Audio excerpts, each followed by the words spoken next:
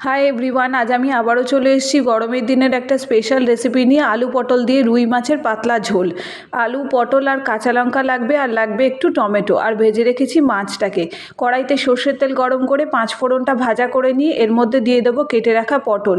এতে সামান্য একটু হলুদ মাখিয়ে নিয়েছি। পটলটা হালকা করে ভাজা হয়ে গেলে তার মধ্যে কেটে রাখা আলু আর কাঁচা লঙ্কাটা দিয়ে খুব ভালো করে ভেজে নেবো। আর এই সময়তেই কিন্তু পরিমাণ মতো নুনটা দিয়ে দেবো।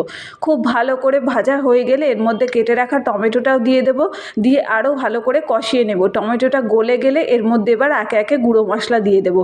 হলুদ গুঁড়ো, জিরের গুঁড়ো আর ধনের গুঁড়ো, আর সামান্য একটু লঙ্কার গুঁড়ো কালারের জন্য। তারপর খুব ভালো করে কষিয়ে নিয়ে পরিমাণ মতো জল দিয়ে দেবো ঝোলের জন্য। ঝোলটা ফুটে উঠলে ভেজে রাখা মাছটা দিয়ে ভালো করে ফুটিয়ে নিয়ে নামিয়ে নিলেই তৈরি হয়ে যাবে আমাদের পটল আলু দিয়ে মাছের ঝোল। এইভাবে ট্রাই করে দেখো, আশা করি ভালো লাগবে। আর এইরকম রেসিপি পেতে অবশ্যই আমার চ্যানেলটাকে সাবস্ক্রাইব করে দিয়ে পাশে থেকো।